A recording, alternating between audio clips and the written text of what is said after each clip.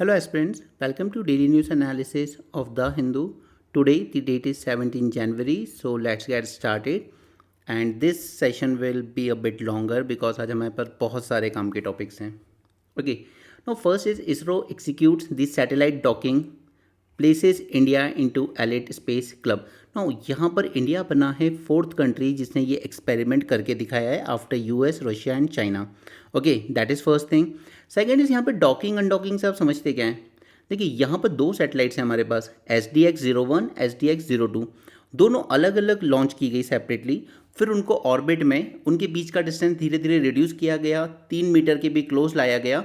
और उसके बाद फिर ये देखा गया क्या ये दोनों एक जैसी फंक्शन कर सकती हैं, मतलब एक ही कमांड के थ्रू दोनों को हैंडल किया जा सकता है.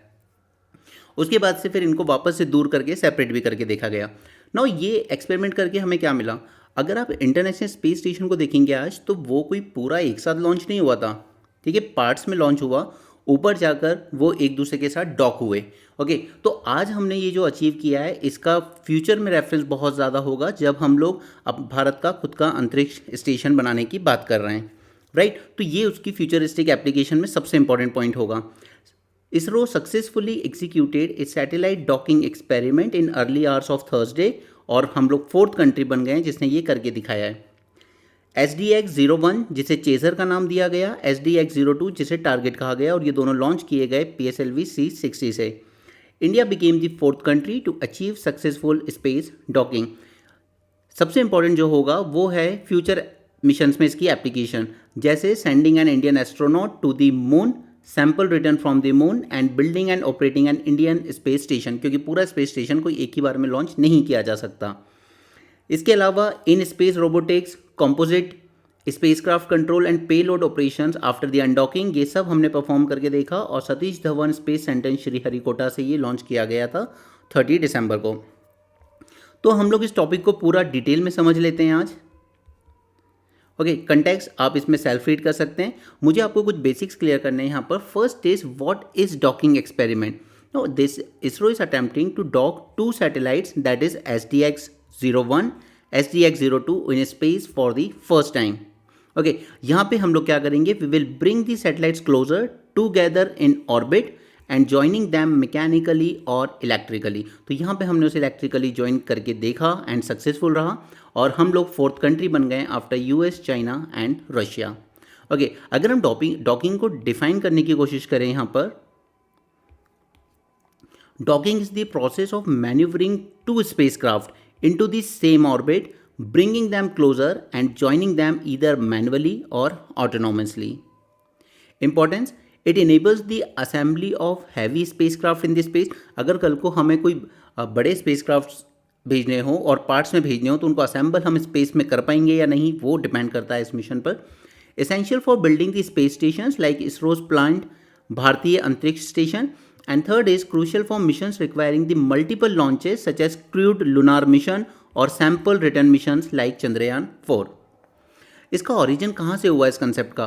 फर्स्ट डॉकिंग अचीव की थी नासा ने 1966 में during Gemini 8 mission with the Agena target vehicle. But ये सब उतना याद रखना ज़रूरी नहीं है, बस ये याद रखिए कि फर्स्ट डॉकिंग अटैम्प्ट की थी नासा ने 1966 में, और फर्स्ट ऑटोमेटेड डॉकिंग ये किया था सोवियत यूनियन ने इन 1967.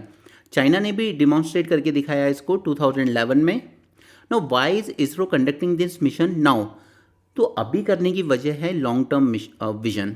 ओके, फर्स्ट इज कि हमारा गोल है हम अपना खुद का स्पेस स्टेशन बना पाएँ by 2035, and second is to achieve the human lunar exploration by 2040, जो कि USA एटलीस्ट क्लेम जो करता है नासा कि वो अचीव कर चुके हैं 1969 में. So is there any immediate need or application of this experiment? Yes. This docking technology is required for modular space station assembly. Missions like Chandrayaan 4 will involve docking multiple modules in the orbit to return the lunar sample. Okay, ऐसा नहीं है कि moon से जो एक module उड़ेगा वही धरती पे आ जाएगा, नहीं, वहाँ से फिर वो अलग अलग मॉड्यूल से अटैच होंगे एंड तब जाकर वो सैम्पल रिटर्न मिशन कंप्लीट होगा. Testing technologies for autonomous and precision docking critical for future. तो ये बहुत ज़रूरी होता है प्रिसीशन डॉकिंग. ठीक है, आपने बचपन में वो खेले होंगे, वो जो जोड़ जोड़ के हम लोग हाउस बिल्डिंग करते थे, राइट. उसमें जिस तरीके एकदम प्रिसीशन चाहिए होता था कि बीच में बिल्कुल गैप ना रह जाए दो चीज़ों में, उसी तरीके से यहाँ भी जो डॉकिंग है वो जितनी प्रिसाइज होगी उतना बेटर होगा. What will happen during the docking experiment, तो ये स्टेप बाय स्टेप आप लोग खुद सेल्फ रीड कर सकते हैं. Okay, that is not important, हमारे लिए एप्लीकेशन इंपॉर्टेंट होती है. And what is the unique about this India's docking mission? The unique is androgynous design. Both satellites have identical docking system similar to international docking system standard but with only 2 motors compared to 24 in IDSS standard. Okay, इसके अलावा हमने advance sensors use करें. Now what future mission will benefit from this docking experiment? तो हमारा भारतीय Antariksh station Chandrayaan 4 lunar mission, उसमें हम multiple modules use करने होंगे. एंड ह्यूमन लुनार मिशन, उसमें भी हमें काफ़ी सारे मॉड्यूलर असेंबल करने होंगे. Okay, so this is all about this docking experiment, but again repeating, exam में एज सच नहीं पूछा जाएगा. इट इज़ नॉट पॉसिबल कि इसको पूछा जाए. ओके, कि मेंस में आपको इसकी एप्लीकेशन वगैरह पूछे नहीं, लेकिन प्रीलिम्स में 2 पॉइंट बना के आपको दे सकता है सिंपल से कि डॉकिंग होता क्या है और इसके हम लोग कहाँ कहाँ पर एप्लीकेशन हो सकती है. Okay, so that is the first topic of the day. Second is, Israel ने अक्यूज़ किया है हमास को कि जो भी ट्रूस डील हो रही थी, ओके, जो कि अभी पूरी तरीके से साइन भी नहीं हुई थी, उस पर बैक ट्रैक कर गया हमास, ऐसा इसराइल का क्लेम है. बट हमास का कहना है कि नहीं, हमने कुछ नहीं किया है. यहाँ पे इसराइल ने कल रात को फिर से बमबारी की है, जो कि सीज़ फायर का सीधे सीधे वायलेशन है. Israeli carried out new air strike on Gaza, accuse Hamas of backtracking on the parts of a fragile ceasefire and hostage release deal ahead. The truce will take effect on Sunday and it involved the exchange of Israeli hostages for the Palestinian prisoners. But वो truce force में आने से पहले ही Israel ने bombardment फिर से शुरू कर दी है. और अभी तक गाज़ा में मोर देन नियरली 47,000 लोग मारे जा चुके हैं, जो कि बहुत बड़ा डिवास्टेशन है. ओके, हम लोग चलते हैं अपने नेक्स्ट टॉपिक पर. Will take steps to close all rat hole mining, ये कहना है असम गवर्नमेंट का, क्योंकि कल भी हमने बात की थी कि यहाँ पर क्या होता है, ये जो माइंस हैं या तो ये इलीगली ऑपरेट हो रही हैं, राइट, लोकल पॉलिटिशियंस के कॉलिशन से, या फिर ये अबेंडेंड माइंस होती हैं जो कि स्टेट माइंस डिपार्टमेंट अबेंडन कर देता है जब उसको लगता है कि अब वर्थ नहीं है यहाँ पे माइनिंग करना, थोड़ा बहुत बचा है बट उतना तो खर्चा हो जाएगा निकालने में. फिर ये अबेंडेंड माइंस या इलीगली माइंस को लोकल माफियाज कैप्चर कर लेते हैं और वो रेड होल माइनिंग करवाते हैं यहाँ पर. यानी कि ना मशीनरीज यूज़ कर रहे हैं, ना ही कोई एक्सप्लोरेशन, ना ही कोई सेफ्टी इक्विपमेंट्स, कुछ नहीं. सिर्फ लेबर को या छोटे छोटे बच्चों को भी भेज दिया जाता है अंदर केव टाइप की माइंस में कि जाओ कोल निकाल के लाओ. बस ये होता है कि 2 to 3 टाइम्स ज़्यादा वेजेस दिए जाते हैं डेली बेसिस पर एज़ कम्पेयर टू कि अगर आप प्लांटेशन या एग्रीकल्चर फील्ड में वर्क करते हो. ओके, बट अगेन ये अगर पूरा चल रहा है तो ये सिर्फ ऑफिशियल कॉल्यूशन की वजह से चल सकता है. ओके, और एनजीटी इसको 2014 में बैन कर चुका है, लेकिन उसके बाद भी ये ऑपरेट हो रही हैं, तो दैट सिंपली मीन्स कि ये गवर्नमेंट का फेलियर है. ओके, तो अब गवर्नमेंट का कहना है कि हम इसको क्लोज करेंगे. Sriharikota to get the third launch pad, अभी हमारे पास 2 लॉन्च पैड है, यहाँ पे हम लोग एक थर्ड लॉन्च पैड और बनाएंगे क्योंकि हमारे नंबर ऑफ रॉकेट्स बढ़ते जा रहे हैं. अब हम लोग अपने नेक्स्ट जनरेशन लॉन्च व्हीकल पे काम कर रहे हैं. ठीक है, we have PSLV, we have GSLV, we have GSLV Mark 2, और उसके बाद अब ज़रूरत है हमें नेक्स्ट जनरेशन लॉन्च व्हीकल की जो और भी हैवियर सैटेलाइट्स को लॉन्च कर पाएगा. अभी हमें आर्यन स्पेस स्टेशन से लॉन्च करनी पड़ती है, फ्रेंच गयाना से. Now the third launch pad at the Satish Dhawan space centre in Sriharikota, इसके लिए बजट अप्रूव कर दिया गया है. और बजट कितना है? ऑलमोस्ट 4,000 करोड़. हम लोग लॉन्च करेंगे अब अपना next generation launch vehicle in 2031 और वी नारायणन बने हैं अभी new chairman of ISRO. No, इसकी रिस्पेक्ट में आप हमारी इंडिया की खासकर प्रायोरिटी समझ लीजिए कि इंडिया में हम लोग ऑलमोस्ट करीब 12,000 करोड़ का बजट रखते हैं इसरो के लिए, राइट. करीब 23,000 करोड़ का बजट रखते हैं हम लोग DRDO के लिए. दोनों को भी अगर आप मिलाते हो तो it is not more than 35,000 crore. But कल महाराष्ट्र गवर्नमेंट ने अकेले 45,000 करोड़ रुपीज़ बजट में सैंक्शन किए हैं फॉर दिस बहना योजना. ठीक है, आई एम नॉट अगेंस्ट दिस बहना योजना और this sort of thing, but हमारी प्रायोरिटीज़ कहाँ लाई करती हैं वो दिखाता है कि क्यों हम एक डेमोक्रेसी में उतनी तेज़ी से प्रोग्रेस नहीं कर पाए जिस तरह की चाइना ने करके दिखाया अपने मॉडल में. इसलिए अफ्रीकन कंट्रीज आजकल चाइना का जो पॉलिटिकल मॉडल है उसको सीखने में, उसका गवर्नेंस मॉडल अपनाने में ज़्यादा एक्साइटेड फील करती हैं रादर देन डेमोक्रेसी. क्योंकि अफ्रीकन कंट्री में डेमोक्रेसी फेलियर रही है, उसका रीज़न है क्योंकि उनके यहाँ डाइवर्सिटी हद से ज़्यादा है और वो इंडिया की तरह अडॉप्ट नहीं कर पाए उस डाइवर्सिटी में डेमोक्रेसी को. इसलिए जो भी पावर में आया अफ्रीकन कंट्रीज़ में, उसने अथॉरिटेरियनिज्म फॉलो करना शुरू कर दिया, अपनी ही कम्युनिटी का भला करना चाहा उसने, बाकी कंट्री में बाकी की जो ट्राइबल पॉपुलेशन है उसको नेगलेक्ट करते चले गए वो लोग। ओके, तो ये कुछ दिखाते हैं कि हमारी प्रायोरिटीज़ बहुत गलत है। उसी तरीके से हमने 4,000 करोड़ का सरदार सरोवर डैम पे जो स्टैचू बनाया था, ऐसा नहीं है कि स्टैचू बनाना गलत है, बट प्रायोरिटीज़ देखना भी ज़रूरी है। ओके, अब देखिए, जो 45,000 करोड़ आपने वहाँ महिलाओं को दे दिए, 1,000 रुपये महीना, 2,000 रुपये महीना, अगर उसको हमने यहाँ पर यूज़ किया होता ड्रोन दीदी स्कीम में इस तरीके से, तो कितना फ़ायदा होता ये आप समझ सकते हैं। कि यहाँ पर ये जो लेडी खड़ी है, ठीक है, इसको ये ड्रोन ऑलमोस्ट 7 लाख रुपीज़ का आता है। ये फ्री में दिया गया, एक प्राइवेट कंपनी के द्वारा इसको ट्रेनिंग दी गई, इसको ऑपरेट करने की एंड मेंटेन करने की, और यहाँ पर आज इस ड्रोन की मदद से ये सक्सेसफुली इस काम को कर पा रही हैं। और विद इन 7 मिनट्स पूरा 1 एकड़ लैंड पे वाटर और फर्टिलाइजर स्प्रे कर दिया जाता है। ओके, तो ये है विमेन एम्पावरमेंट का example. Just giving 1,000 2,000 is not worth. अब आप ये सोचिए कि इस तरीके से हम 45,000 करोड़ रुपीज़ जैसे बजट में कितनी विमेंस को इसके लिए ट्रेन कर सकते थे, राइट। यहाँ पे इन्होंने क्या किया था, 5 डे ट्रेनिंग वर्कशॉप अटेंड की थी, जो कि एक गरुड़ एरोस्पेस प्राइवेट लिमिटेड। अब ये दिखाता है कि किस तरीके से हमारी जो प्राइवेट कंपनीज हैं या कॉर्पोरेट हाउसेस हैं, वो भी सोशल एंड इकोनॉमिक डेवलपमेंट में हेल्प कर सकती हैं गवर्नमेंट की, राइट। सो आप इसका एग्जाम्पल कोट कीजिएगा, गरुड़ एरोस्पेस प्राइवेट लिमिटेड, जिसने ट्रेन किया काफ़ी सारी महिलाओं को इन operation and maintenance of the drones. Okay, and even she was given A drone worth 7 lakh rupees for free, equip with 2 tanks and A battery set. ये use कर रहे हैं फर्टिलाइजर को स्प्रे करने में, पेस्टिसाइड वाटर स्प्रे करने में, and it take just 7 minutes to cover an acre of farm land, और वो चार्ज करती हैं 500 रुपीज़ पर एकड़। सो जस्ट इमेजिन कि कितना अच्छा हो रहा है उनके लिए। अगर 10 एकड़ फार्म लैंड भी वो जस्ट 70 मिनट्स में, ओके, जस्ट 70 मिनट्स 10 एकड़ फार्म लैंड आप इरीगेट कर रहे हो और चार्ज कर रहे हो 400 रुपीज़ पर एकड़। So that means almost 4,000 rupees she is earning in just 70 minutes. Okay, तो इस तरीके का विमेन एम्पावरमेंट ज़रूरी है। सो दिस ड्रोन दीदी स्कीम, अगर इसमें प्राइवेट सेक्टर गवर्नमेंट के साथ आए बिल्कुल, तो ये बहुत मैसिव सक्सेसफुल हो सकता है, मैसिवली। ओके, लेकिन अब ड्रोन की बात कर लेते हैं, तो इसमें कुछ चैलेंजेस भी है। फर्स्ट चैलेंजेस कि यहाँ पे जो बैटरी है वो क्विकली रन आउट हो जाती है। ओके, अब कई विलेजेस ऐसे हैं जहाँ पे चार्जिंग इंफ्रास्ट्रक्चर उतना अच्छा नहीं है। So this is the first challenge कि हमें इसमें फर्दर रिसर्च करनी होगी, फर्दर डेवलपमेंट्स करने होंगे कि हम अच्छी क्वालिटी की बैटरीज वगैरह यूज़ कर सकें। सेकेंड इज,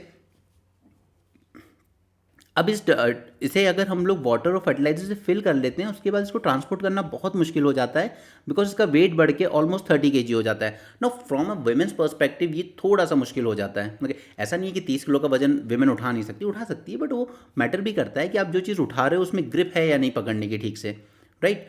ओके, तो ये दो इसमें चैलेंजेस भी हैं जिस पे कुछ वर्क किया जा सकता है, राइट। तो ये एग्जाम्पल, इस तरीके के एग्जाम्पल आप प्लीज़ कोट कीजिएगा, यही आपके आंसर्स को इम्पैक्टफुल बनाएंगे।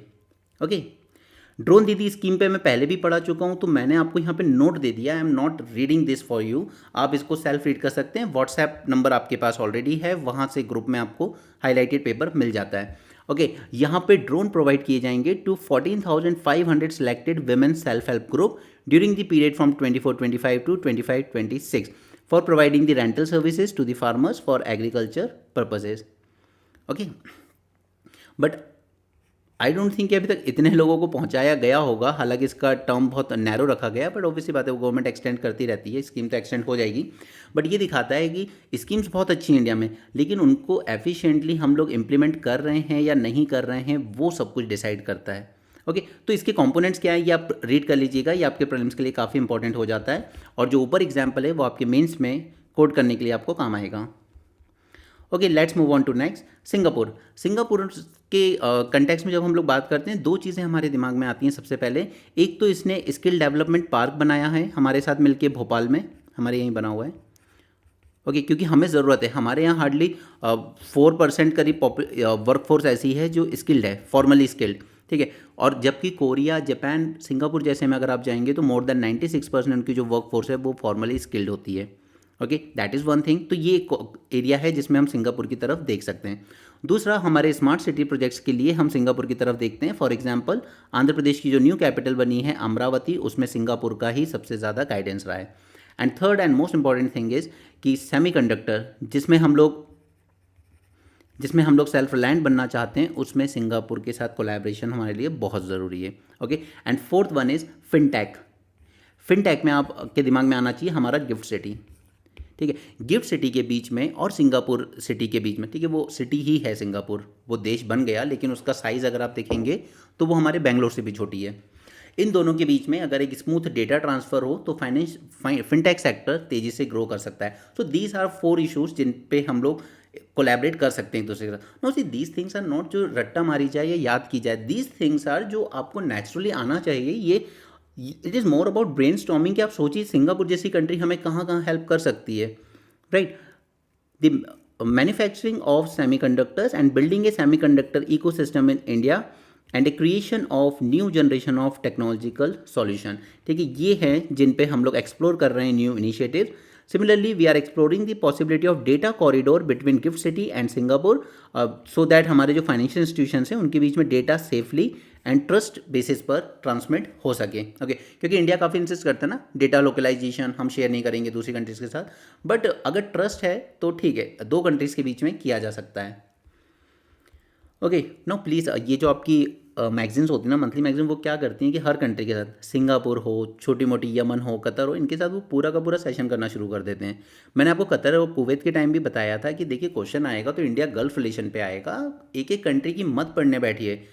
आप लोग यहाँ उसको कहीं भी से भी वो लोग कॉपी पेस्ट करके मार देते हैं कि चलो इस ईयर में फॉर्मल डिप्लोमेटिक रिलेशन स्टैब्लिश हुए थे, ये हुआ था, वो हुआ था। नहीं यार, ऐसे मत करो, ऐसे रट्टा मत मारो हर चीज़ का, आप 5 साल खराब कर लोगे ऐसे तो अपने।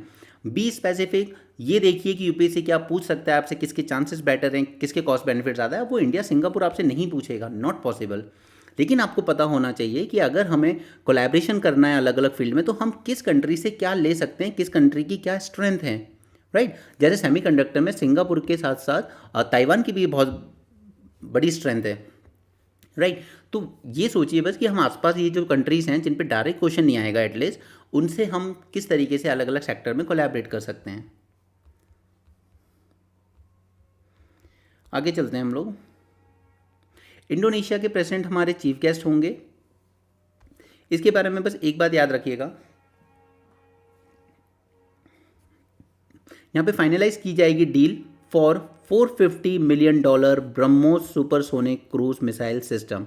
ओके, ये सेकंड कंट्री बनेगा जो हमसे ब्रह्मोस मिसाइल खरीदेगा, और ये दिखाता है कि मैंने आपके साथ एक टॉपिक करवाया था कि हम लोग अपने डिफेंस एक्सपोर्ट्स को बढ़ाने की कोशिश कर रहे हैं, ठीक है। और उसमें हमारे पास 2 ही सबसे इंपॉर्टेंट चीज़ें हैं, एक है ब्रह्मोस और दूसरी है तेजस, राइट। इंडोनेशिया, वियतनाम, फिलीपींस, ये सब ने जो इंटरेस्ट दिखाया इन चीज़ों को परचेज करने में, ये हमारे डिफेंस एक्सपोर्ट को बूस्ट करने में और जो हमारा टारगेट है $1 बिलियन का, उसको अचीव करने में मदद करेगा। Okay, so just a further point जो याद रखेंगे आप। NEET UG not to be held in online mode now.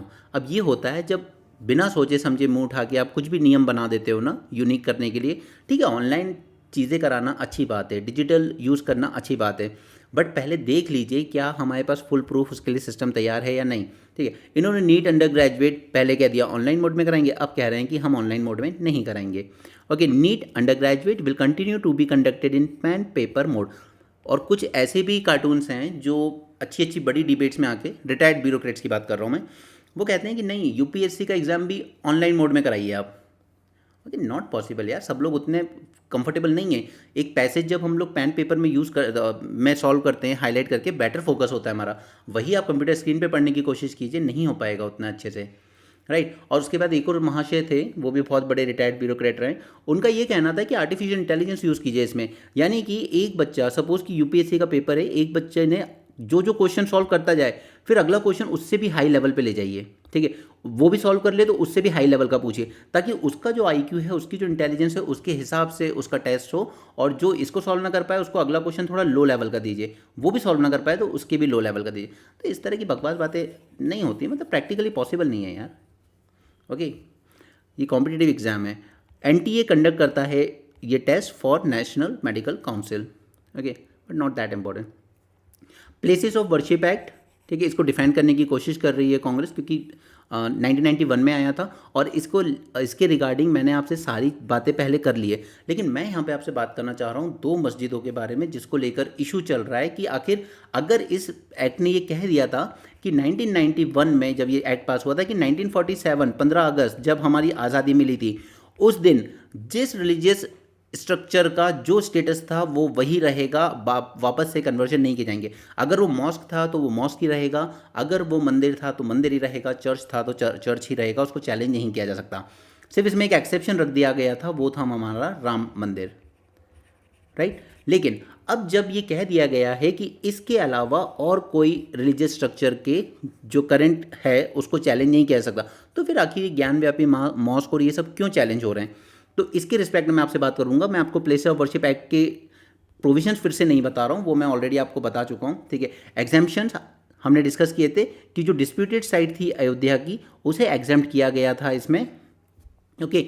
इसके अलावा कोई भी प्लेस ऑफ वर्शिप अगर वो एंशियंट एंड हिस्टोरिकल मॉन्यूमेंट है या आर्कियोलॉजिकल साइट है which is covered by this ancient monument and archaeological remains act 1958, तो इसको भी एग्जेम्प्ट किया गया, okay. First was Ram temple, second was अगर वो आर्कियोलॉजिकल साइट डिक्लेयर की जा चुकी है, इस suit that has been finally settled or dispose of. लेकिन सपोज कीजिए कि 91 से पहले ही 1947 के बाद किसी मंदिर को लेके चैलेंज हुआ या मस्जिद को लेके चैलेंज हुआ, 1970 के आसपास आके उसका स्ट्रक्चर चेंज हो गया और अब हम 1991 में एक्ट पास कर रहे हैं, तो ये जो चेंज हो चुका है ऑलरेडी, जो फाइनली सेटल हो चुका है, क्या इसको वापस से हम 47 वाला स्टेटस देते हैं? नहीं, ठीक है। इस suit that has been finally settled or dispose of, तो इसको भी एग्जाम्प्ट रखा जाएगा।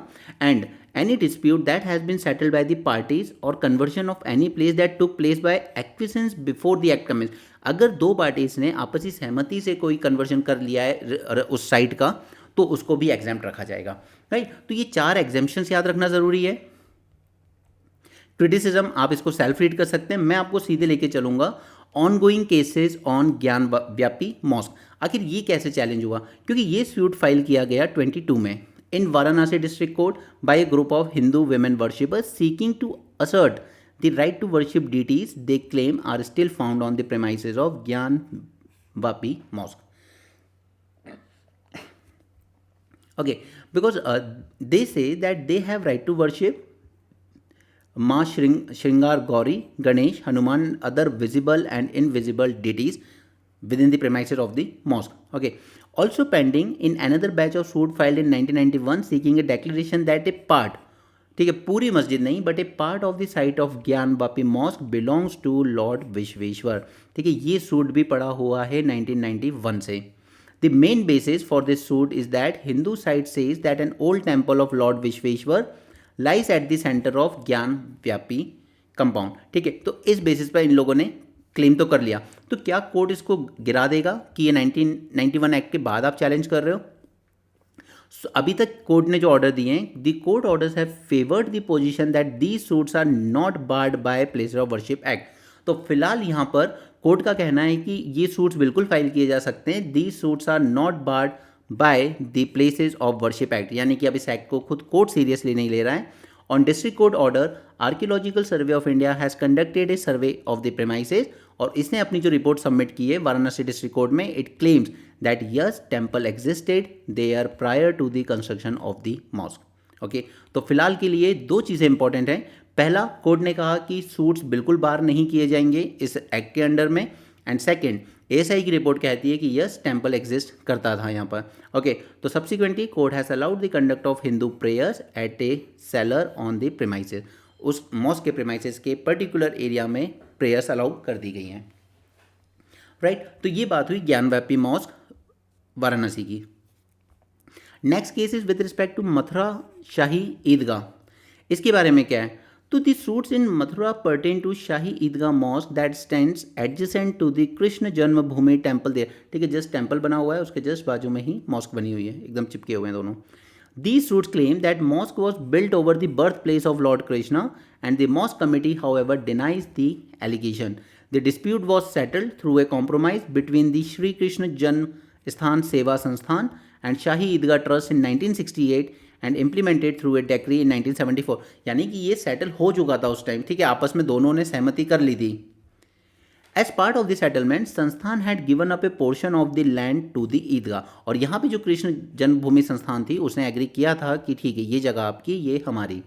नाउ जो करंट सूट्स हैं they challenge this compromise as a fraudulent and they seek the transfer of entire parcel of land to the deity, that is Lord Krishna, and Allahabad High Court has transferred to itself all suits pertaining to Mathura dispute. Okay. So अब question ये race होता है that why did the places of worship act not cover the Gyanvapi and Shahi Idgah, क्यों इनके challenges allow किए जा रहे हैं। So in both dispute, the respective mosque committee sought the rejection of the suits on the ground of the Places of Worship Act that prohibits such litigation. ठीक है, पहले तो जो इनकी कमिटीज़ हैं मॉस्क की दोनों जगह पर, उन लोगों ने सिंपल कहा कि places of Worship act allow नहीं करता, ठीक है। बट कोर्ट ने क्या कहा, that act does not bar these suits and they must go on. तो कोर्ट ने यहाँ पे उनके लॉजिक को रिजेक्ट किया और कोर्ट ने कहा कि सूट्स अलाउ किए जा सकते हैं। In the Gyanvapi worshipper case, the ruling is that the suits aimed to assert the right of worship of Hindu deities and did not seek to convert the status of the mosque. तो ये एक चीज़ जो Hindu group के favour में गई कि हम लोग ये नहीं कह रहे हैं कि इस मॉस्क को कन्वर्ट कर दीजिए, इसका रिलीजियस कैरेक्टर बदल दीजिए और मंदिर बना दीजिए यहाँ, नहीं, हम सिर्फ ये मांग रहे हैं कि हमें राइट टू वर्शिप दिया जाए अपने हिंदू डिटीज़ को with in this compound of the mask, with in this premises of the mask, ठीक है, या हमें उतना पार्सल ऑफ लैंड अलग कर दिया जाए फॉर द वर्शिप। तो अभी तक जो क्लेम किया है इन्होंने वो किया है राइट टू वर्शिप, ठीक है, ना कि converting the status of the mask, ठीक है। तो ये चीज़ हिंदू ग्रुप के फेवर में गई है अभी तक। Allahabad High Court has taken the view that act does not define the term religious character. अब इलाहाबाद हाई कोर्ट का क्या कहना है कि ये जो एक्ट है वो डिफाइन नहीं करता है रिलीजियस कैरेक्टर मतलब क्या, ओके। तो कोर्ट ने ही यहाँ पर एम्बिग्यूटी क्लेम कर लिए। तो मैं आपको ये टॉपिक समझा के रहा हूँ, क्या ये एग्जाम में पूछा जाएगा, ये आपको इंटरव्यू में डेफिनेटली परेशान करेगा कि जब ये एक्ट क्लियरली मना करता है तो फिर किस बेसिस पर ये चैलेंजेस हो रहे हैं क्योंकि हम डिमांड कर रहे हैं right to worship our Hindu deities, not seeking the conversion of the mosque. Okay, this is the answer that you should give to your interviewer. Second is, the act does not define the term religious character. A structure cannot have the dual character of being both Hindu and Muslim, and that only an examination of evidence can determine its religious character. अब court ने यहाँ पे क्या कहा कि देखिए कोई भी स्ट्रक्चर दोनों नहीं हो सकता, वो हिंदू का भी और मुस्लिम का भी तो नहीं हो सकता, ड्वेल कैरेक्टर नहीं हो सकता। इसीलिए हमें ये राइट टू वर्शिप अलाउ करने से पहले इसका एग्जामिनेशन करना होगा सारे एविडेंसेस का, ताकि हम इसका रिलीजियस कैरेक्टर डिटरमिन कर सकें। सो कहीं ना कहीं कोर्ट फेवर करता हुआ नजर आ रहा है हिंदू कम्युनिटी की डिमांड को। The act can not be an absolute bar on the proceedings to ascertain its religious character it had, okay, कि एक्ट एक एब्सोल्यूट बार नहीं हो सकता इस तरह की प्रोसीडिंग्स पर। Regarding the Mathura dispute, district court has taken the view that suits are not barred by the Place of Worship Act as what is under challenge is the compromise decree based on 1968 agreement। तो यहाँ पर जो Mathura dispute है उसमें तो सीधे challenge क्या किया गया, चैलेंज किया गया ये 1968 का agreement, okay. As the decree drew upon before the commencement of 1991 act, it is not applicable to the case it has held. Alright, तो ये टॉपिक में मैंने आपको इसलिए समझाया ताकि कल को आप इस तरीके से फंस ना जाओ एग्जाम में कि आखिर कैसे कोर्ट अलाउ कर रहा है। तो यहाँ पे 2-3 पॉइंट्स हैं जो कोर्ट ने कहा है कि रिलीजियस कैरेक्टर वर्ड डिफाइन नहीं किया गया है, ठीक है, और यहाँ पे डिमांड की गई है right to worship rather than change in conversion of the status, ठीक है, ये 2 पॉइंट्स याद रखिएगा। चलिए हम आगे चलते हैं। टीबी पे तो हमने शायद इतने वीडियोस करे हैं जितने हमने शायद किसी टॉपिक पे नहीं किए होंगे। एनीवे, टीबी के रिस्पेक्ट में कुछ फैक्ट्स याद रखिए पहले तो, कि दुनिया में जितने टीबी केसेस होते हैं उसका 27% इंडियंस हैं, ठीक है, इंडिया से आते हैं। सेकेंड इस टीबी में सबसे बड़ी प्रॉब्लम है कि इसमें कुछ ट्रीटमेंट 18 महीने तक चलते हैं और थोड़े बहुत नहीं मल्टीपल डोजेज दिए जाते हैं। स्टार्टिंग ही 4 डोजेज से होती है, बढ़ते बढ़ते वो 7-8 डोज तक चली जाती है। तो कोई भी इंसान 1.5 साल तक नहीं ले सकता इतना हैवी मेडिकेशन, राइट। तो हमें ऐसा रेजिमेंट चाहिए था की ज़रूरत थी जो कम से कम टाइम में ठीक कर दे, से 1.5 महीने में 2 महीने में हमें ठीक कर दे। तो ऐसा ही एक न्यू रेजिमेंट बनाया गया जिसका नाम है BPAL रेजिमेंट। इसमें 3 दवाइयाँ यूज़ हो रही हैं हमारी, ठीक है। 1 is bedaquiline, second is pretomanid and third is linezolid, right. ये प्रिस्क्राइब किया जाता है सिर्फ 6 वीक्स के लिए। तो 6 वीक में हम ठीक हो सकते हैं, तो फिर हम 6 to 18 मंथ्स क्यों वेट करें, राइट। तो ये जो न्यू रेजिमेन है ये बहुत ही इंपॉर्टेंट बताया जा रहा है कि ये टीबी का जो लोड है केसेस का इंडिया में उसको हैंडल करने में हमारी काफ़ी हेल्प कर सकता है। लेकिन इसके साथ कुछ चैलेंजेस भी आएंगे, जैसे bedaquiline resistance has been reported in high proportion among those failing the treatment. तो ये भी एक चैलेंज है कि अभी हमें इसको लेकर थोड़ा अलर्ट रहना चाहिए, बिकॉज बेडाक्यूलिन रेजिस्टेंस रिपोर्ट की गई है कई जगह से। Second is the drug susceptibility testing needs to be widely accessible to know whether the regimen is appropriate for a given patient। तो अब मेरी बॉडी इस रेजिमेन या इस ड्रग के सामने कितनी ससेप्टेबल है ये टेस्ट कर लीजिए आप पहले, 6 महीने तक मुझे ये डोज देने से पहले, ठीक है, क्योंकि एज अ पर्टिकुलर पेशेंट मेरे लिए ये सूटेबल है या नहीं, तो उसके लिए हमें ज़रूरत क्या होगी, उतनी अच्छी टेस्टिंग इंफ्रास्ट्रक्चर लेबोरेटरीज की ज़रूरत पड़ेगी। थर्ड इज कि ये जो शॉर्टर रेजिमेन है 6 वीक का, it is not devoid of adverse effects. Adverse effect यहाँ भी हो सकते हैं, जैसे linezolid is notorious for causing disabling sensory neuropathy in proportion of patients. Okay, next is, अब हमें ज़रूरत क्या है यहाँ पर टीबी को रिस्पेक्ट में। फर्स्ट इज हमें अपने फिजिशियंस की ट्रेनिंग पे ध्यान देने की ज़रूरत है। To prevent this multi drug resistance TB we must arrest the spread. ये सारी चीज़ें मैं आपको करा चुका हूँ पहले। मैंने आपको सब क्लिनिकल टीबी पे एक डिफरेंट लेक्चर दिया था। मैंने आपको मेंस 450 में प्रॉपर हमारा जो नेशनल ट्यूबरक्लोसिस प्रोग्राम है उसके रिस्पेक्ट में भी लेक्चर दिया हुआ है, और मल्टी ड्रग रेजिस्टेंस टीबी इस पर भी सेपरेटली लेक्चर दिया है, ठीक है। तो ये तीनों टॉपिक मैं ऑलरेडी डिटेल में कवर कर चुका हूँ, इसलिए मैं यहाँ पर आपको सिर्फ मेन पॉइंट्स ही डिस्कस कर रहा हूँ।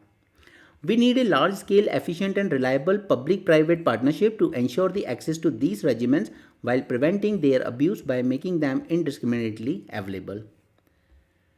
Okay, इसके अलावा the role of stigma reduction, क्योंकि कई बार होता है कि जिसको टीबी हो जाता है लोग तो घर से ही निकाल देते हैं कई बार कि आप अलग रहो, ठीक है, यहाँ पे दूसरों में फैलेगा ये। Economic and nutritional support and better living environments for TB affected population, ठीक है। तो ये कुछ बेसिक पॉइंट्स हैं, ये सब कवर किए हैं हमने ऑलरेडी मेंस 450 प्लस प्रोग्राम में, तो हम उसको इतना ज़्यादा नहीं जाएंगे। HPV वैक्सीन, ना आपको पता है कि इंडिया में सर्वाइकल कैंसर, ठीक है, ये एक बहुत बड़ा फैक्टर है जिसकी वजह से विमेन की काफ़ी डेथ होती है। ओके, तो हमने पहले भी HPV को डिस्कस किया था जब एक कमेटी ने रेकमेंड किया था कि इसको इंक्लूड किया जाए यूनिवर्सल इम्यूनाइजेशन प्रोग्राम में, ताकि कंपलसरीली दिया जाए ये छोटी बच्चियों को जो 9 से 12 साल के बीच में हैं, राइट। तो HPV पे मैं शॉर्ट नोट आपको दे चुका हूँ, इसमें फाइल में मिल जाएगा आपको, बट फिलहाल हम यहाँ पे डिस्कस कर लेते हैं क्या पॉइंट दिया है। Cervical cancer develops in the cervix or the wall of the cervix. This human papilloma virus is responsible for 99.7% of cervical cancer worldwide, and it is leading cause of cancer in Indian women. This HPV vaccine is the most effective way to prevent it. Okay, इसलिए इसको recommend किया जा रहा है कि हम लोग इसको universal immunization program में ही include कर दें. The HPV vaccines are only available under prescription by the private practitioners. ये गर्ल्स को दिया जाता है between age of 9 to 14 followed by routine introduction at the 9 years. HPV vaccine was introduce in India in 2008, लेकिन high cost होने की वजह से इसका यूज़ काफ़ी लिमिटेड रहा। लेकिन Punjab and Sikkim became the state जिन्होंने इस वैक्सीन को इंट्रोड्यूस किया इनटू देयर इम्यूनाइजेशन प्रोग्राम, जो कि शायद सभी स्टेट्स को करना चाहिए था, बट सिर्फ पंजाब और सिक्किम ने किया। The vaccine is the most effective when given before the exposure to the virus.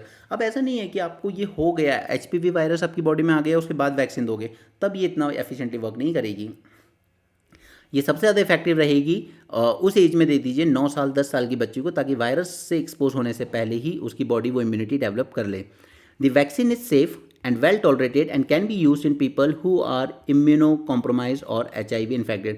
Even हम लोग इसको HIV infected या जिनकी इम्यूनिटी ऑलरेडी कॉम्प्रोमाइज़ हो चुकी है उनमें भी ये काफ़ी इफेक्टिव और सेफ मानी जाती है। देखिए इस तरह की जो पॉइंट्स हैं ना, ये बिटवीन द लाइंस यही आपको प्रॉब्लम्स में आते हैं और ये परेशान करते हैं। अब उस टाइम आपसे कहा जाएगा कि इस तरह की वैक्सीन हम यूज़ नहीं कर सकते इम्यूनो कॉम्प्रोमाइज लोगों में या HIV इन्फेक्टेड में। अब वहाँ पे कॉमन सेंस कहेगा कि हाँ हो सकता है, शायद नहीं कर पाएंगे, बट नहीं है, ये उनके लिए भी सेफ है, कर सकते हो आप। Okay, it doesn't treat existing HPV infection और डिजीज, बट प्रॉब्लम इज कि अगर आपको ऑलरेडी वो हो चुका है डिजीज़ तो उसको ट्रीट नहीं कर सकती। ये प्रिवेंट तो कर सकती है बट उसको ट्रीट नहीं कर सकती। ओके, अब जैसे कई सारे ब्रांड्स में आती है Gardasil, Cervarix, Cervavac. Okay, it is the third most common cancer and second leading cause of death, जिसमें मोर्टेलिटी रेट है एज हाई एज 9.1%। लेकिन इसमें सबसे बड़ा चैलेंज है इसकी high cost and second challenge है safety and effectiveness due to lack of awareness and cultural perception around the reproductive health. क्योंकि कई बार हमने जैसे मेघालय में देखा था अभी एक दिन, कई लोगों की कल्चरल नॉर्म्स या बिलीफ ऐसी हैं कि नहीं यार, इससे बच्ची की रिप्रोडक्टिव हेल्थ पे असर पड़ेगा, इसलिए हम इस तरह की कोई ड्रग्स नहीं देंगे उसको। ओके, तो ये जो बिलीफ होती है या लैक ऑफ अवेयरनेस होती है, इस वजह से प्रॉब्लम होती है। एचपीवी वैक्सीन के रिस्पेक्ट में मैंने आपको पहले भी पढ़ाया हुआ है, वही नोट मैंने आपको यहाँ पे भी दिए हुए हैं। इसके बारे में सबसे इंपॉर्टेंट ये है कि it spread through skin to skin contact. Okay, तो ये इस तरह के पॉइंट्स जो है ना, ये आपको एग्जाम में प्रॉब्लम करेंगे, सो प्लीज़ केयरफुली पढ़ लीजिए एंड बार बार रिवाइज कर लीजिए। ओके, ये छोड़िए, हमारे लिए ये आर्टिकल अच्छा है, N alliance of democracies with India at its core. देखिए हमारे अराउंड ये सारी डेमोक्रेसी तो हैं, ठीक है, बांग्लादेश है डेमोक्रेसी है, पाकिस्तान है नाम की सही बट डेमोक्रेसी है, नेपाल डेमोक्रेसी है, ठीक है, म्यांमार कुछ टाइम पहले तक तो डेमोक्रेसी था, अब नहीं रहा, ठीक है, श्रीलंका डेमोक्रेसी है। बट क्या ये डेमोक्रेटिक कंट्रीज़ कभी भी चाइना के अथॉरिटेरियनिज्म या इसके बुलिंग नेचर के अगेंस्ट इन लोगों ने मिलकर आवाज़ उठाई है? हमने पिछले लेक्चर में भी इसी की बात की थी कि एक कॉमन वॉइस नहीं रेज हो रही है, राइट। आसियान में भी सारे डेमोक्रेटिक कंट्रीज़ हैं, बट वो भी एक कॉमन वॉइस से काउंटर नहीं कर पा रहे हैं चाइना को। ओके, सो ये जो डेमोक्रेटिक कंट्रीज़ हैं, इनके अलायंस की ज़रूरत इसलिए भी है क्योंकि इस वक्त सभी कंट्रीज़ कहीं ना कहीं थोड़ा सा अथॉरिटेरियनिज्म की तरफ स्लिप हो रही हैं। ओके, सो यूपीएससी में कहाँ रेलेवेंस हो सकता है इस आर्टिकल वो आप खुद देख लीजिएगा। इंडिया ईयू के रिस्पेक्ट में, क्योंकि ये लिखा है ही नहीं भाई साहब ने। The long standing relationship focus on strategic discussion but limited in tangible outcome. हम लोग यूरोप के साथ डिस्कशन तो बहुत करते हैं, ठीक है, अच्छी अच्छी बातें करते हैं, sustainable development, environment, climate change, democracy, human rights, but आज तक कोई टेंजिबल आउटकम निकले नहीं कभी यूरोप और इनके बीच में। The importance of fostering economic and geopolitical collaboration through trade agreements. India EU का फ्री ट्रेड एग्रीमेंट अभी तक साइन नहीं हो पाया। And reducing the protectionist barrier, अब बात कर रहे हैं प्रोटेक्शनिस्ट बैरियर रिड्यूस करने की, बट कर क्या रहा है और बैरियर क्रिएट कर रहा है। CBAM, carbon border adjustment mechanism, right, there deforestation law. Come on यार, give me a thumbs up and tell me in the comment section, आपको ये सब याद है? आपने मेरे साथ पहले डिस्कशन किया है तो, कि किस तरीके से ये प्रोटेक्शन बैरियर क्रिएट कर रहा है यूरोपियन यूनियन दूसरी कंट्रीज़ के लिए।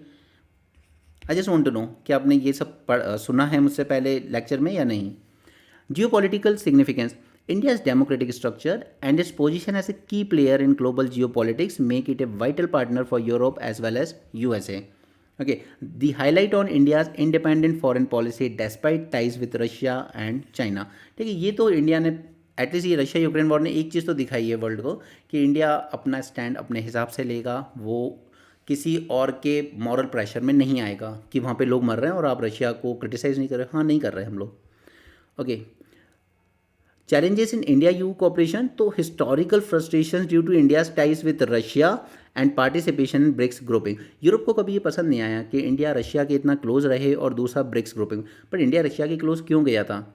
क्योंकि USA एंड UK इसने ओपनली सपोर्ट किया था पाकिस्तान को इन 1971 war. Okay, and not just 1971 war, उससे पहले 1947 में जब कश्मीर इन्वेजन हुआ था तब भी ये दोनों पाकिस्तान की ही साइड थे। ओके, हमें मजबूरी में रशिया से प्रोटेक्शन लेनी पड़ी थी क्योंकि ऑब्वियसली बात है पाकिस्तान से तो लड़ सकते थे बट इनसे नहीं लड़ सकते थे उस time. We need to develop a new approach focusing on areas like economic security, technology and defense.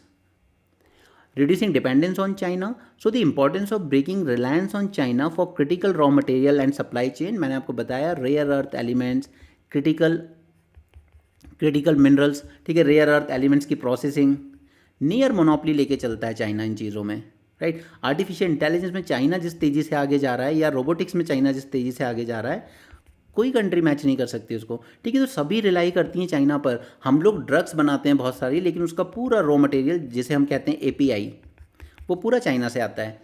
तो कैसे चाइना पे आप अपनी रिलायंस कम कर लोगे? ना इंडिया कर सकता है ना यूरोप कर सकता है। Building alternative partnership with India as a trusted partner, हाँ आप कर सकते हो इंडिया के साथ ट्रस्टेड पार्टनर की तरह पार्टनरशिप, लेकिन ये जो रॉ मटेरियल है जो आज हर फ्यूचरिस्टिक टेक्नोलॉजी में यूज़ हो रहा है, ये कहाँ से लाओगे? Next is technological competition. China's dominance in key emerging technologies with India emerging as a competitor in areas like quantum computing. हमने नेशनल क्वांटम मिशन प्रिपेयर किया था इसके लिए, ठीक है, एंड एडवांस बायोटेक्नोलॉजी. तो बायोटेक्नोलॉजी से रिलेटेड सारे एस्पेक्ट्स मैंने आपको ऑलरेडी समझाए हुए हैं. Collaboration between Europe, India and US to lead in technological advancement. और टेक्नोलॉजिकल एडवांसमेंट में ही हमने और भी बहुत सारी चीज़ें की हैं, जैसे ITU-2. इन सब में गोल क्या है कि इंडिया को टेक्नोलॉजिकल एक्सेस मिले. Defence security, India strong defence ties with US, example उसने मेजर डिफेंस पार्टनर का स्टेटस दिया, क्वाड के मेंबर हैं हम लोग. The need is for EU India defence collaboration including investment in Indian industries and joint initiatives. अब ये जो यूरोपियन कंट्रीज़ हैं ना, जैसे स्वीडन वगैरह, ये बहुत आगे हैं इन मिलिट्री इक्विपमेंट्स को बनाने में. ओके जो टेक्नोलॉजीज होती हैं उनमें बहुत आगे हैं, लेकिन फिर भी ये लोग कभी उस लेवल पर स्केल अप नहीं कर पाई हैं. अब जैसे हमने फ्रांस से लिया राफेल, राइट, बट हम चाहते हैं कि ये सब चीज़ें आप हमारी इंडस्ट्रीज़ के साथ जॉइंटली डेवलप करें. Trade and technology council, so there is a proposal to model a trade and technology council similar, जैसा कि इंडिया US के बीच में एक फ्रेमवर्क है, to focus on emerging technologies and coordinated policy measures, and India as a critical player in global economic and security framework, the necessity of practical actionable relationship over the rhetorical commitment. But India EU के बीच आज तक सिर्फ rhetorical commitments ही ज़्यादा हुई हैं. सिर्फ EU नहीं, इसी के साथ अब UK को भी रख लीजिए, तो इनके बीच में सिर्फ रेटोरिक ही होते रहते हैं, बट कोई टेंजिबल आउटकम कभी निकल के आया नहीं. ओके ये सब तो फालतू की बातें हैं. इम्पैक्ट्स ऑफ रूपी वीकनिंग, अब ये सब इकोनॉमी मैंने आपको अच्छे से पढ़ाया है कि रूपी वीकन होता है, तो उसमें फर्स्ट चीज़ एक्सचेंज रेट क्या होता है ये आपको पता होगा. इसी के रिस्पेक्ट में दो कंसेप्ट और मैंने आपको डिस्कस किए हैं, रियर एंड नियर, राइट, ये आपको पता है. Then what are the factors जो जिसकी वजह से रूपी वीक हो रहा है. तो एक तो ट्रेड डेफिसिट बढ़ता जाता है, तब होता है कैपिटल आउटफ्लोज, यानी कि हमारे यहाँ से डॉलर बाहर जाना शुरू हो जाए, या फिर डॉलर स्ट्रांग होना शुरू हो जाए, यानी कि वहाँ पे जो उनका फेड बैंक है, उनका सेंट्रल बैंक, वो डॉलर की सप्लाई ही कम कर देता है, तब उनका डॉलर स्ट्रांग होने लगता है. या फिर हाई इन्फ्लेशन, अगर इन्फ्लेशन ज़्यादा हो जाता है हमारे यहाँ, तब भी हमारा रूपी और वीक होने लगता है. एंड ट्रेड इन सर्विसेज, ठीक है, ये कुछ कॉजेज़ हैं, फैक्टर्स जिनकी वजह से रूपी हमारा वीक होता है. और जब भी रूपी वीक होगा ना, तब भी कॉजेज़ यही रहें, आज से नहीं, सिंस 1991 जब जब रूपी वीक हुआ है, कॉजेज़ यही रहें. डिवैल्यूएशन एंड डेप्रिसिएशन, इन दोनों में आपको फ़र्क पता होगा. पहले हम लोग डिवैल्यू करते थे करेंसी को, लेकिन फिर हमने उसको फ्री छोड़ दिया मार्केट के डिमांड एंड सप्लाई पे. तो अब जो होता है उसको हम डेप्रिसिएशन कहते हैं. डिवैल्यूएशन जब गवर्नमेंट डेलिबरेटली करती थी, डेप्रिसिएशन जो ऑटोमेटिकली मार्केट के डिमांड एंड सप्लाई की वजह से होता है. इम्पैक्ट क्या होता है वीकर रुपी का, तो हमारे इंपोर्ट कॉस्टली हो जाते हैं. पहले हम लोग $1 का 2014 में 60 रुपीज़ दे रहे थे, आज हम लोग $1 का 86 रुपीज़ दे रहे हैं. ठीक है, तो अब हमारे यहाँ सपोज हमने $1 का ऑयल इंपोर्ट किया, तो पहले 60 रुपीज़ का पड़ रहा था पब्लिक को, आज वो 86 रुपीज़ का पड़ रहा है. तो हमारे सारे जितने इंपोर्ट्स हैं वो सब कॉस्टली हो जाते हैं. डेट बर्डन बढ़ जाता है, ठीक है, क्योंकि फिर चुकाना भी तो है ना ये सब. आउटबाउंड ट्रैवल और ज़्यादा बाहर जाने लगता है. Similarly benefit for the exporter, बस एक ही अच्छा बेनिफिट होता है रुपये के गिरने का, वो है कि एक्सपोर्टर को बहुत अच्छा फ़ायदा होता है. क्योंकि पहले अगर वो एक आइटम भेज रहा था तो उसको 60 रुपीज़ का बेच रहा था वो उस आइटम को, सपोज US के मार्केट में, ठीक है, लेकिन आज वही आइटम के उसको 86 रुपीज़ मिल रहे हैं. तो एक्सपोर्टर्स के लिए डेप्रिसिएशन अच्छी खबर होती है, बट इम्पोर्टर्स के लिए नहीं. और ओवरऑल इंडिया के लिए बुरी खबर इसलिए होती है क्योंकि इंडिया इम्पोर्ट ज़्यादा करता है वर्ल्ड से और एक्सपोर्ट कम करता है. अगर ये सिचुएशन रिवर्स होती कि हम इंपोर्ट कम कर रहे होते वर्ल्ड से और एक्सपोर्ट ज़्यादा कर रहे होते, तो डेप्रिसिएशन हमारे लिए एक अच्छी गुड न्यूज़ होता. ठीक है, चाइना पे हमेशा यही एलिगेशन लगते हैं कि ये अपनी करेंसी को मैनिपुलेट करके रखता है. वो रखता है सब कुछ 9 युआन, ठीक है, 9 युआन फॉर $1, बट USA कहता है कि नहीं, इसने ऑलरेडी अपने करेंसी को वीक करके रखा है, एक बार फ्री छोड़िए मार्केट में. ठीक है, इनका मैनेज रेट चलता है, बैंक डिसाइड करता है, सेंट्रल बैंक. अगर फ्री छोड़ दे तो उसको ये लगता है कि शायद ये 4 चाइनीज़ युआन या 3 चाइनीज़ युआन के आसपास होगा $1, तो फिर चाइना के एक्सपोर्ट्स क्या हो जाएंगे, कॉस्टली. तो चाइना के एक्सपोर्ट्स में डिक्रीज देखने को मिलेगा, और US यही चाहता है. तो इसलिए चाइना मैनेज करके चलता है अपने एक्सचेंज रेट को, वो मार्केट के भरोसे नहीं छोड़ता. तो हम लोग इस रुपये को स्ट्रेंथन करने के लिए क्या कर सकते हैं, इसके लिए हमें अपने एक्सपोर्ट्स बढ़ाने होंगे, हमें और ज़्यादा फॉरेन कैपिटल अट्रैक्ट करनी होगी इंडिया में, हमें अपने यहाँ पर इन्फ्लेशन को कंट्रोल करना होगा, एंड हमें डाइवर्सिफिकेशन करना होगा. अलग अलग कंट्रीज़ की करेंसी यूज़ करें हम लोग, सिर्फ US डॉलर पर डिपेंडेंट ना रहें. बट जैसा कि ट्रंप ने कहा था कि मैं कोई यहाँ बैठ के तमाशा नहीं देखूंगा कि ब्रिक्स कंट्रीज अपनी खुद की करेंसी बनाएंगी और US डॉलर पे अपनी डिपेंडेंसी कम करेंगी, and you want me to just sit and watch, so I am not going to do this, I will give a stern warning to this BRICS member. ये Trump का कहना था अपने election campaign में. वो थोड़ा अलग ही आदमी है. एनीवे, वो मैंने आपको ये आर्टिकल में डिटेल में नहीं ले जा रहा हूँ, क्योंकि ये सब मैं इकोनॉमी में करवा रहा हूँ आपको already. RBI announced boost two step to boost cross border transactions in rupee. अब यही हम लोग करने की कोशिश करें ना कि डॉलर पे डिपेंडेंसी कम हो, और अगर रुपी में ही सेटलमेंट हो जाए दोनों कंट्रीज़ के बीच तो बहुत अच्छा है. तो यहाँ पे RBI has already signed a memorandum of understanding with central banks of UAE Indonesia, Maldives to encourage the cross border transaction in local currencies. और कई कंट्रीज़ हैं जिन्होंने ऑलरेडी यूपीआई को भी एक्सेप्ट किया है। ठीक है, मैं आपसे जानना चाहूँगा वैसे कमेंट सेक्शन में, क्योंकि मैंने आपको टाइम टू टाइम बार बार सेम चीज़ें रिपीट की हैं। जस्ट टेल मी कि किस किस कंट्री के साथ हमने यूपीआई पे एग्रीमेंट किया है, या किस कंट्रीज़ में यूपीआई एक्सेप्टेबल है आज। US tightened the control on advance chip to curb the flow to China. ये मैं कई बार आपको यूज़ कर चुका हूँ कि जो भी ये 10 नैनोमीटर से कम की एडवांस चिप्स बन रही हैं, जो आर्टिफिशियल इंटेलिजेंस में यूज़ होती है, रोबोटिक्स में, डिफेंस इक्विपमेंट्स में, चाइना चाहता है कि ये जो चिप्स हैं, जो भी प्राइवेट कंपनीज इस पर रिसर्च एंड डेवलपमेंट करके बना रही हैं, वो बना तो यूएस में रही हैं, और फिर क्या करती हैं अपनी मैन्युफैक्चरिंग, क्योंकि वो सब चाइना में कर रही है, तो वो ये चीज़ें ट्रांसफ़र हो जाती हैं चाइना के मार्केट में। सो यूएस चाहता है कि इस कंट्रोल को और टाइट किया जाए, चाइना के साथ ये एडवांस चिप या एडवांस टेक्नोलॉजी शेयर ना की जाए। ठीक है, US unveiled just a minute US unveiled further export controls on advanced computing semiconductors, increasing the due diligence requirements for business as it seeks to prevent diversion of technology to China despite existing restriction।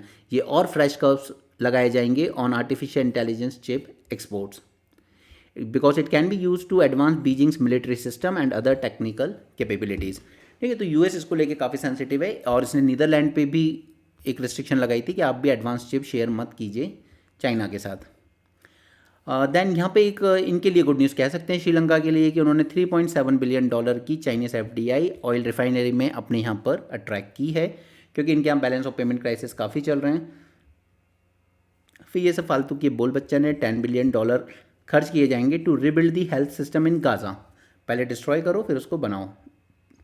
US ने तब भी यही किया था second world war में भी, और वहाँ भी उसका यही अप्रोच था। पहले उसने हथियार भी दिए, पैसे भी दिए यूरोप को कि आपस में लड़ो और डिस्ट्रॉय कर लो सब कुछ। उसके बाद जब सबने आपस में लड़ के डिस्ट्रॉय कर लिया पूरा यूरोप, उसके बाद वो लेके आया Marshall plan. Low, I am giving you the loan, I am giving you the money, rebuild कर लो यूरोप को।